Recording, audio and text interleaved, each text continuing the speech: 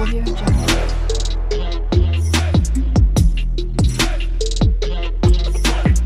Audio Jungle. Hello అండి, అందరికీ నమస్కారం. ఎలా ఉన్నారు? బాగున్నారా? నేనైతే చాలా బాగున్నాను.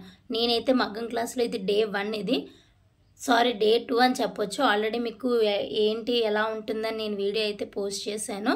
సో ఇదైతే మగ్గం వర్క్ చేయడానికి రింగ్. ఇది ఆల్రెడీ మీకు చూపించాను కదా. ఆ రింగ్ 2 పార్ట్స్ కింద విడిపోతుంది, 2 రింగ్స్ కింద విడిపోతుంది. సో ఆ రింగ్స్ ఏంటంటే ఒకటి హుక్ ఉంటుంది, ఒకటి హుక్ ఉండదు.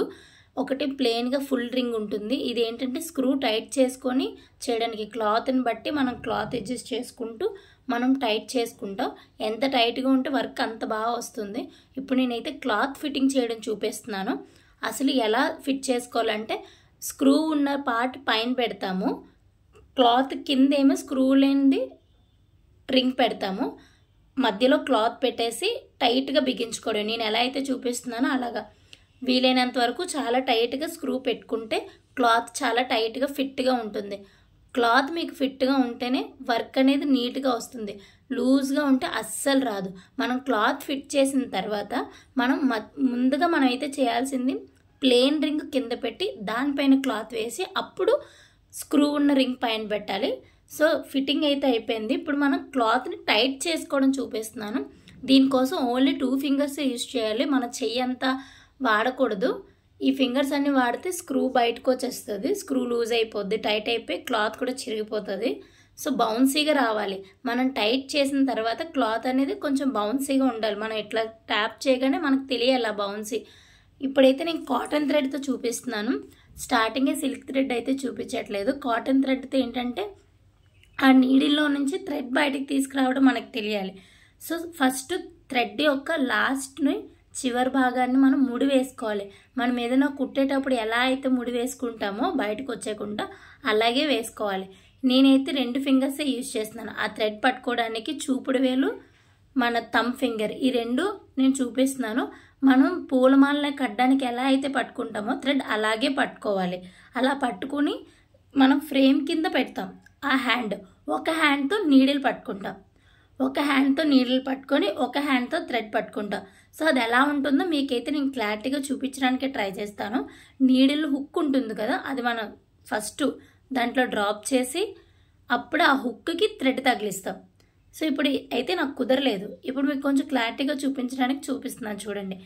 నీడిల్ క్లాత్లోంచి గుచ్చి ఆ థ్రెడ్ ఆ హుక్కి గుచ్చి పైకి లాగుతున్నాను. నేను క్లారిటీగా కనిపించింది అనుకుంటున్నాను. ఇప్పుడు ప్రెజెంట్ అయితే మీకు చైన్ స్టిచ్ అయితే వేసి చూపిస్తాను. నేను ఇదే సిల్క్ థ్రెడ్తో కూడా వేసి చూపిస్తాను. ఇప్పటి నుంచి స్టిచెస్ అయితే స్టార్ట్ అవుతాయి. మీరు ముందు బాగా ప్రాక్టీస్ అవ్వాల్సింది థ్రెడ్ బయటకు తీసుకురావడం. ఆ నీడిల్లో నుంచి, క్లాత్లో నుంచి థ్రెడ్ని ఎలా బయటకు తీసుకురావాలని ఫస్ట్ అయితే ఖచ్చితంగా నీడిల్ గుచ్చిన వెంటనే మనం 2 ఫింగర్స్తో థ్రెడ్ పట్టుకున్నాం కదా, దాన్ని అయితే నీడిల్కి అటాచ్ చేస్తూ తగిలిస్తూ మనం థ్రెడ్ని అయితే బయటకు తీసుకొస్తాం. ప్రెజెంట్ అయితే అయిపోయింది.